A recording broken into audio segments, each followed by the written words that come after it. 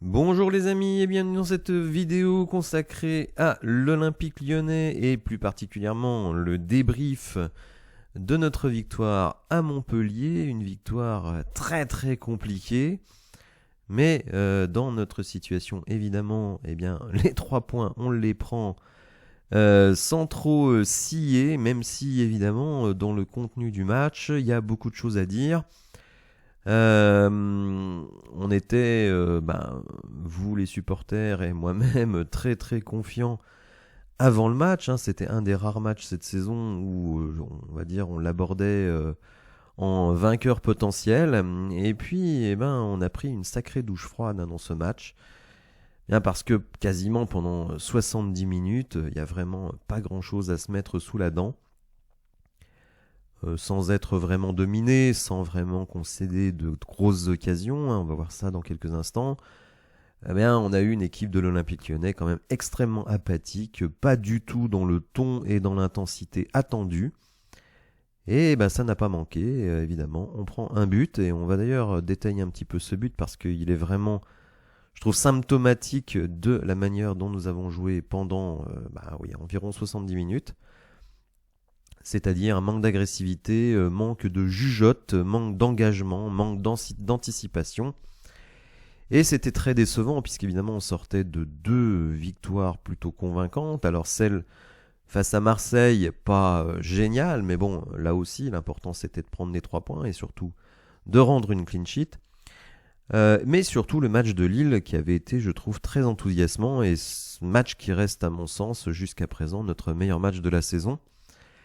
Eh bien, on attendait notamment avec un effectif au quasi complet, puisque ne manquaient à l'appel que Enrique et Lovren, 2 joueurs de rotation, même si Enrique, sur sa dernière sur sa dernière entrée en jeu, avait été excellent. On était intrigué par voir l'ami Benrahma à l'œuvre. Malheureusement, on n'a pas vu grand-chose.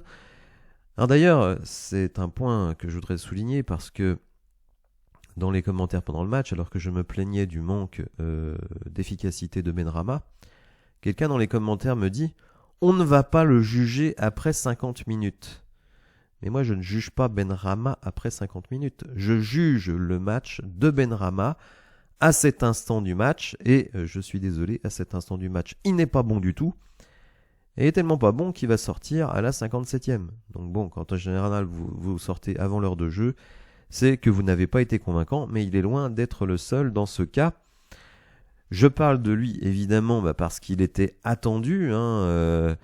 Il a vocation à être le titulaire dans l'aile gauche. Mais moi, effectivement, avant le match, je n'étais pas spécialement favorable à ce qu'il soit titulaire dans l'aile gauche, tout simplement parce que j'avais, et c'est d'ailleurs lui qui l'a dit dans sa conférence de presse, qu'il avait eu quelques jours de repos après son transfert avorté pour se remettre un peu les idées en place, etc. etc. Et je trouvais que c'était pas forcément une bonne idée de titulariser le joueur qui avait raté plusieurs entraînements. Alors, on peut comprendre qu'il ait demandé des jours de repos, parce que c'est vrai que moralement, mentalement, ça n'a pas été facile cette fin de mercato. Mais je trouve que dès lors, c'était un petit peu étonnant de le titulariser. Comme je n'étais pas favorable non plus à la titularisation de Fofana, qui, face à une équipe de Montpellier extrêmement athlétique, aurait sans doute souffert, c'est pour ça que j'avais proposé de mettre Gift Orban dans l'aile, bien que ce soit à la base un numéro 9, mais il est quand même sur une super dynamique, et je trouve qu'en plus, il a cette dureté, cette détermination qui, justement, nous a fait défaut en première mi-temps. Deuxième cas avec lequel je n'étais pas d'accord avec Pierre Sage, c'était Maitland-Niles. Alors certains m'ont dit, mais comment tu sors Maitland-Niles alors, sur ma composition d'avant-match, tu sors Maitland-Niles alors qu'il est en feu. Oui, mais Maitland-Niles, il a joué 90 minutes des matchs très intenses contre Marseille et Lille cette semaine, et Mata a démarré sur le banc contre Lille. Donc pour moi, c'était un peu logique que Maitland-Niles, on va dire, qui est bon que depuis 3-4 semaines, et encore 3-4 semaines c'est peut-être un peu généreux, mais enfin on va dire depuis quelques jours, il joue 2 matchs où en plus je trouve qu'il s'est vraiment beaucoup donné. Donc ça me paraissait logique de remettre Mata en défense à droite Et d'ailleurs, là encore, Maitland Niles est sorti prématurément pour remettre Mata.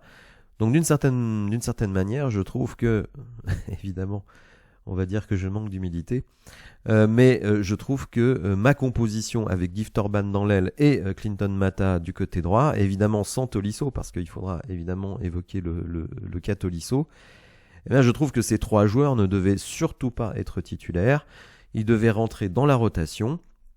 Maitland Niles parce qu'il avait joué l'intégralité des 2 matchs précédents et il avait beaucoup donné physiquement, et que c'est un joueur quand même assez lourd, hein, même s'il a perdu, je pense, beaucoup de poids depuis son arrivée. Et pour Benrahma, selon moi, il n'était pas prêt. D'ailleurs, ça s'est vu. Hein. J'espère qu'il n'est pas comme ça à tous les matchs, parce que physiquement, je l'ai trouvé quand même pas terrible, hein, pas très vif, pas très rapide. On voit que c'est un mec qui a du ballon, qui a du pied. Mais bon, ses tirs au but, ils sont passés quasi systématiquement à côté, et ses centres n'ont jamais trouvé preneur. Bon, on a un Orban qui, lui, au contraire, est en pleine bourre, est un joueur ultra physique, ultra déterminé. Donc pour moi, ça faisait sens de le titulariser dans l'aile, même si, effectivement, sa position première, c'est numéro 9. Pareil, bon, Tolisso, alors ça, je n'ai pas compris du tout cette titularisation de Tolisso. Alors certains me diront, il a fait quand même un bon début de match, ce qui n'est pas faux.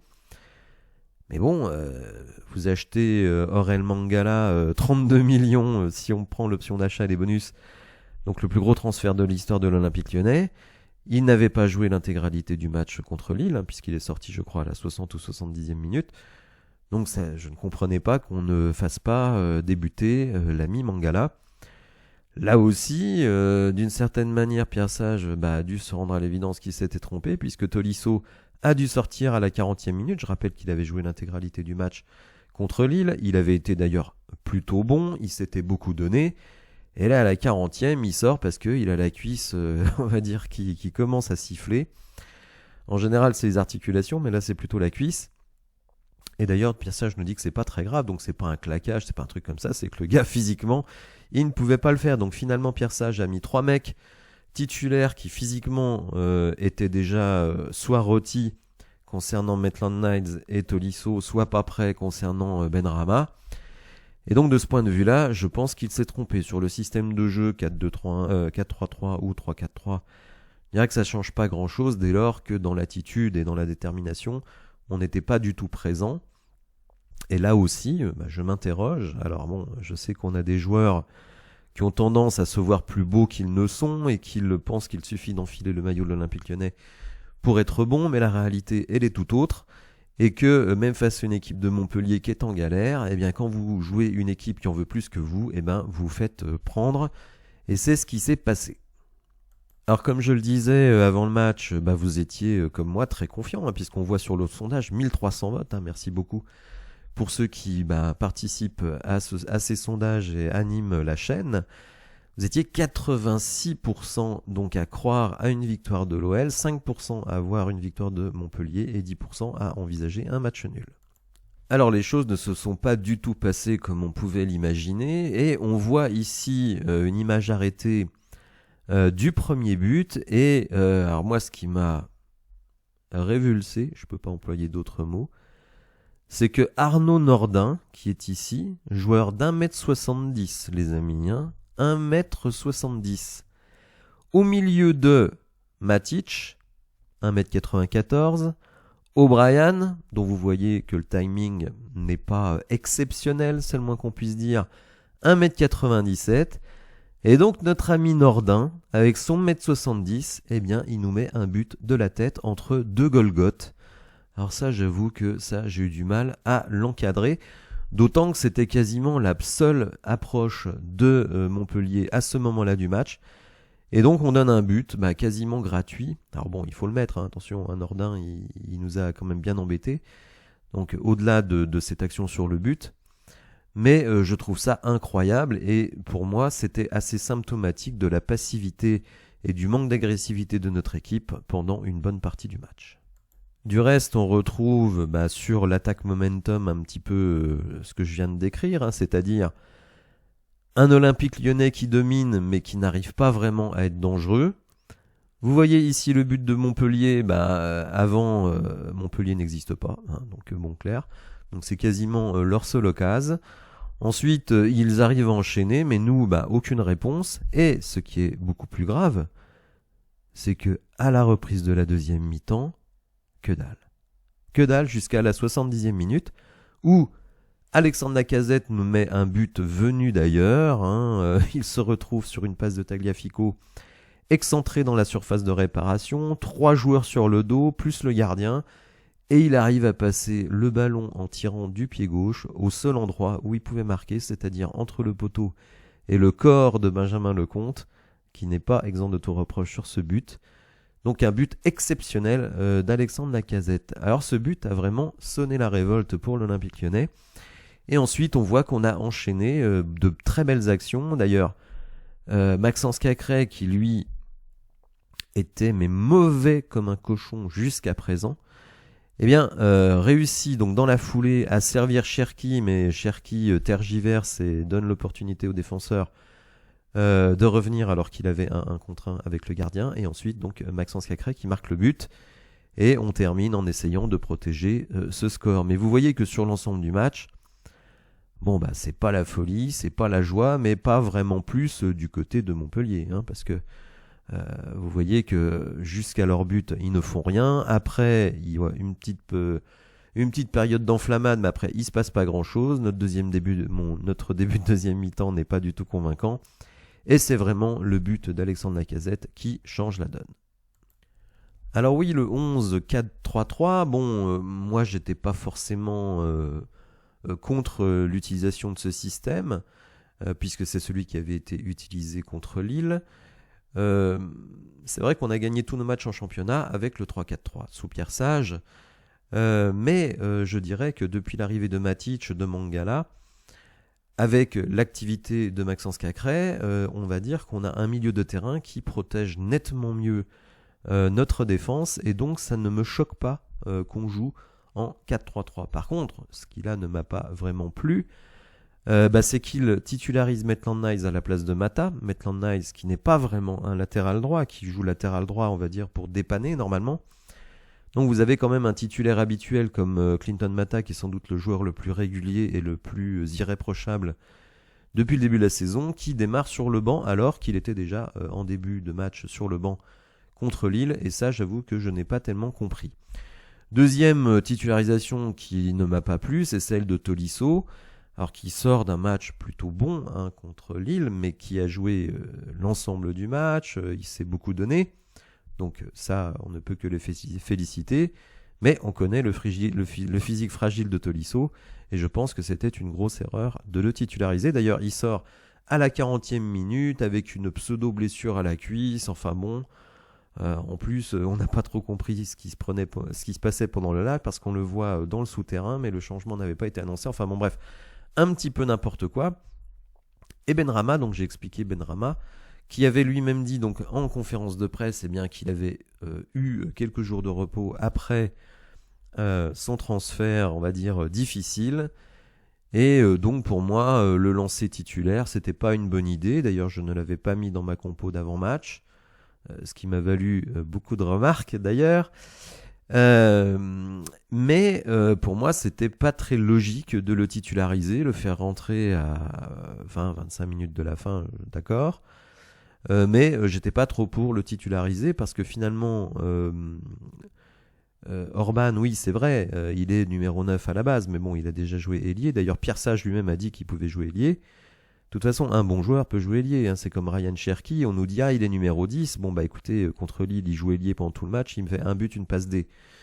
Donc faut arrêter avec ça. Quand vous êtes un bon joueur, vous pouvez jouer à plusieurs positions différentes, même si vous avez des positions préférentielles. Mais évidemment, on ne va pas mettre Lacazette sur le banc. D'ailleurs, on aurait eu bien tort. On ne va pas mettre Lacazette sur le banc pour titulariser Orban. Donc moi, ça me paraissait assez logique de le titulariser. Bon, en tout cas, pour moi, ça a été une erreur, mais attention, il n'y a pas que ça. De toute façon, c'est un problème complet d'équipe. Mais quand dans l'équipe, vous avez Maitland-Niles, Tolisso et Benrahma qui ne sont pas au niveau sur le plan physique, évidemment, c'est pas possible. D'autant que Cacré, habituellement extrêmement présent, lui aussi montrait des signes de fatigue. Il faut dire que c'est un joueur qui est en permanence titulaire, qui joue toutes les minutes. Et d'ailleurs, pendant le match, vous voyez, j'ai eu du nez puisque je demandais à ce que Lacazette et Cacré soient remplacés. Et c'est les deux qui marquent, donc parfois, il faut aussi être modeste par rapport à ces situations. Bon, en tout cas, voilà, le début de match et même jusqu'à la 70e minute, franchement, pas convaincant. Et ça, c'est très très déplaisant. C'est très déplaisant parce que à chaque fois, on pense qu'on est guéri, à chaque fois qu'on pense qu'on est lancé, et puis malheureusement, nos joueurs viennent nous rappeler que c'est pas les mecs les plus fiables de la terre, et que on s'en sort bien. On s'en sort bien dans ce match. Je pense pas. Alors certains ont parlé de hold-up. Moi, je parlerai pas de hold-up. Je pense que le match nul, finalement, est assez justifié. On va le voir dans les statistiques. Il est assez justifié parce qu'il y a aussi, et ça il faut pas l'oublier, un penalty qui n'a pas été sifflé pour nous en toute fin de match sur Ryan Cherki qui se fait cisailler, il n'y a pas d'autre mot, dans la surface de réparation, et on ne donne pas péno là-dessus. Je pense que s'il n'y a pas péno là-dessus, il n'y aura jamais péno. Enfin bon, bref. Donc on a eu des occasions, il y a le 1 contre 1 de Cherki, alors je n'oublie pas les occasions de Montpellier, mais je pense que sur l'ensemble du match, le partage des points aurait été plus logique, mais notre victoire évidemment on la prend et on prend les 3 points. On va voir qu'au classement évidemment ça fait du bien, même si ça ne nous préserve pas de mauvaises surprises dans le futur, puisque je vous rappelle que notre prochain adversaire c'est quand même l'OGC Nice, 2e du championnat. Alors cette parité qui m'aurait paru logique, on la retrouve dans les statistiques, puisque 1,54 d'XG pour Montpellier, 1,16 pour nous, 54% de possession pour nous, mais bon, souvent une possession stérile, hein, malheureusement comme souvent, 19 tirs pour nous, 5 cadrés, 15 pour eux, 8 cadrés, donc vous voyez, bon, au niveau statistique, quand j'entends certains dire que c'est un hold-up ou qu'on a été largement dominé par Montpellier, si vous me dites que ça a été largement dominé par Montpellier, je pense que c'est une vision assez excessive. Alors Pierre Sage d'ailleurs ne se voile pas la face, hein. De toute façon c'est pas le genre de mec qui se voile la face, puisqu'il dit clairement satisfait du résultat, mais pas du tout de la manière, hein. Vous voyez, il dit pas de la manière, il dit pas du tout de la manière, donc je pense que lui n'était pas du tout ravi. Et d'ailleurs Alexandre Lacazette n'a pas eu un autre discours à la fin du match. Bon il le dit, hein, on fait pas un bon match, certes on s'en sort et tout, mais bon, je pense que, en tout cas Lacazette et Pierre Sage sont parfaitement conscients que l'OL n'a pas été à la hauteur, même s'il s'en sort très bien. Sur une saison, hein, c'est un peu ce que je disais en début de saison, hein, que certes on n'était pas bon, mais qu'en plus on manquait de réussite. Bon là c'est un peu l'inverse, c'est-à-dire qu'on n'a pas été bon, mais on a plutôt eu de la réussite. Après, il faut féliciter Lacazette qui met un but de folie, et Cacré qui nous met un but assez incroyable, hein, puisqu'il fait dribble pied droit et il enchaîne pied gauche sous la barre transversale. Franchement, ce but-là, on n'est pas prêt de l'oublier, parce que finalement, c'est peut-être un des tournants de la saison, même si, comme je le disais, au classement, il ne faut pas non plus se voir plus beau qu'on est. Alors, puisqu'on en parle, allons le regarder, ce fameux classement, avec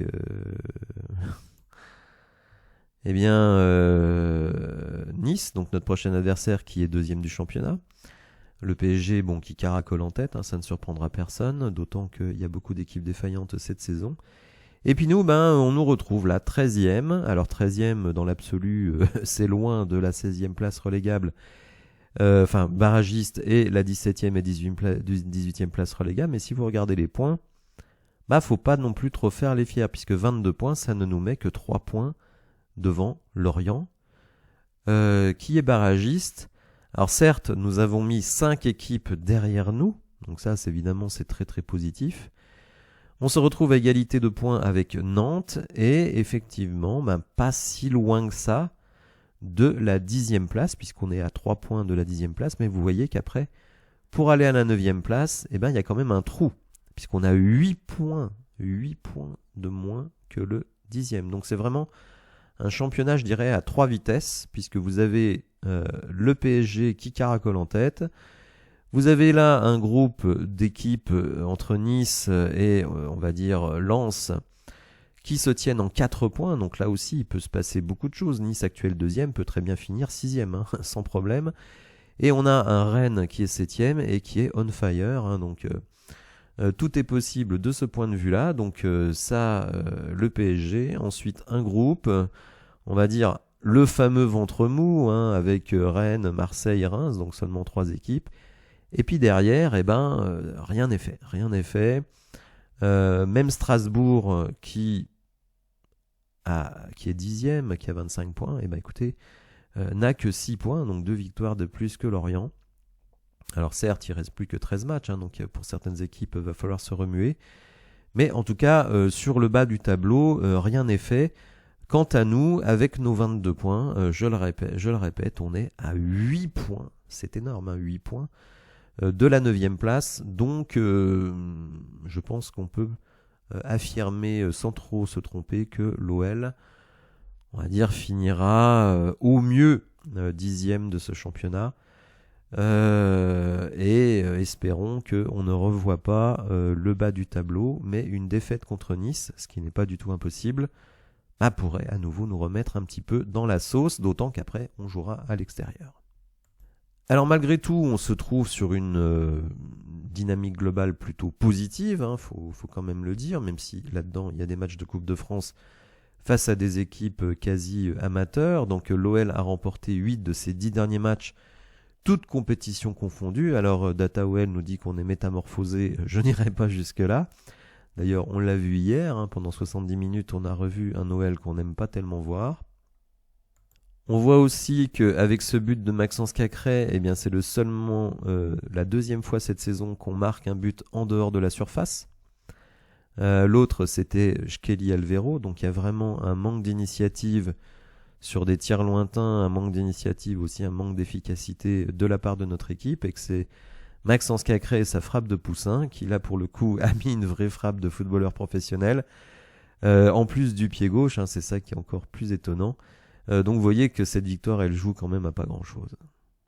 Mais cela pour dire que si nos amis Mangala, Matic et pourquoi pas Orban ou Benrahma d'ailleurs nous mettent quelques frappes lointaines, on ne va certainement pas se plaindre parce que finalement les équipes adverses connaissent cette faiblesse de notre part et donc ça facilite leur défense à ne pas trop sortir sur nos tireurs puisqu'ils savent qu'on ne marque quasiment jamais de loin. Alors le match de Maxence Cacré, il est assez paradoxal parce que finalement il termine en boulet de canon alors que jusqu'au but de Lacazette, il fait pas grand-chose. Mais il présente des stats plutôt positives, même si vous allez voir que DataOL a oublié une stat quand même très importante que je vais donner un petit peu après. Donc il a disputé l'intégralité du match, 81% de passes réussies, de passes clés. Bon, les passes clés, ça veut pas dire grand-chose, c'est une passe qui amène à un tir, mais bon, ça veut pas dire grand-chose. 61% de duels remportés, plus haut total du match. 6 tacles, record du match, un tir cadré, un but, 3 récupérations, un dribble subi, un dégagement défensif et 2 fautes provoquées. Toutefois, la stat qui ne figure pas parmi ces statistiques, c'est les 19 pertes de balles. 19 pertes de balles. Ce qui est absolument colossal parce qu'effectivement, pendant une très très grande partie du match, Cacré, c'était perte de balles sur perte de balles. C'était incroyable. D'ailleurs, je militais aussi pour qu'il sorte. Là aussi, vous voyez, j'aurais été bien inspiré. Mais en tout cas, ces 19 paires de balles, évidemment, on ne peut pas les oublier parce que, d'ailleurs, il est dans l'équipe de la semaine du journal d'équipe. Il a pris 8 sur 10 hier en note. Je trouve ça totalement délirant. Comment peut-on mettre 8 sur 10 à un joueur qui finalement a été bon 10-12 minutes sur l'ensemble du match. Donc ça, je ne comprends pas. Mais bon, écoutez, c'est ainsi. Visiblement, on ne voit pas tous les mêmes matchs. Mais bon, heureusement, les statistiques permettent aussi de rétablir certaines réalités. Alors, stat très positive pour Pierre Sage, puisque finalement, il devient le premier entraîneur à compter 8 victoires après ses 12 premiers matchs officiels sur le banc avec l'OL en compétition officielle depuis, ni plus ni moins que Gérard Rouillet, en 2005, qui lui avait gagné 9 de ses 12 premiers matchs. Donc évidemment, Pierre Sage, il est en train de se faire une réputation de fou, méritée, attention, je ne dénigre pas du tout. Même si je pense que sur un certain nombre de matchs, il a eu de la réussite. Mais maintenant, il va falloir aussi qu'il y ait cette constance, une constance que nous n'avons pas vraiment. Parce que si on va un petit peu plus loin dans les statistiques de 2024, on a quand même 2 défaites très très décevantes face à Rennes et au Havre. Et hier, c'est quand même un petit peu le miracle des loups. Donc, bien, Pierre Sage. Mais attention, il va falloir poursuivre, il va falloir confirmer. Parce qu'on l'a vu tout à l'heure dans le classement, on est encore loin d'être à l'abri. Alors parmi les joueurs, on va dire que je m'acharne sur lui, mais malheureusement, les faits sont têtus. Ernest Nuama, qui avait été vraiment brillant contre Marseille et surtout contre Lille, eh bien malheureusement pour lui, Ernest Nuama enchaîne un 8e match consécutif sans être décisif. Avec l'OL, sa plus longue période sans l'être en club depuis la période de avril-mai 2022, 8 matchs également, son record depuis ses débuts pro. Donc Nuama, oui, actif, super mentalité, on va dire, dans l'investissement personnel. On l'a vu hier encore de nombreuses fois faire les replis défensifs. Mais l'ami Nuama, il va falloir qu'il soit décisif. Et pour le moment, il ne l'est pas, ou tout du moins trop peu. Je rappelle, un seul but cette saison, et peut-être 1 ou 2 passes D. Ce n'est franchement pas suffisant. S'il veut devenir un grand joueur, il faudra qu'il soit beaucoup plus efficace. Et on termine avec Pierre Sage qui, comme je l'ai dit, ne se voile pas la face. Notre match est à questionner. On n'a pas de rythme, on a peu d'intention. On a mal géré la première période au niveau tactique. On s'est ouvert à Montpellier qui joue très bien vers l'avant. C'est vrai qu'à chaque fois que Montpellier récupérait le ballon, eh bien, on était en difficulté. Mais là, je l'attribue, on va dire, à 2 choses. Un milieu de terrain pas efficace, Cacré pas bon pendant longtemps, et Tolisso à la ramasse. Donc ça, évidemment, c'était très décevant. Et la deuxième chose, c'est aussi le travail de ceux qui sont devant. Et là aussi, je ne voudrais pas donner l'impression que je m'acharne, mais je n'ai pas aimé le match de Benrahma, que ce soit offensivement ou sur les replis défensifs. Bon, espérons malgré tout que nos 5 jours de travail vont pouvoir nous amener à faire un beau match face à Nice, ce qui sera nécessaire, parce que si on gagnait face à Nice, mais même si on prenait 1 point, franchement, ça nous mettrait très bien dans le championnat et ça nous donnerait de la confiance. Mais ce que je veux voir, c'est une équipe beaucoup plus déterminée dès le début du match.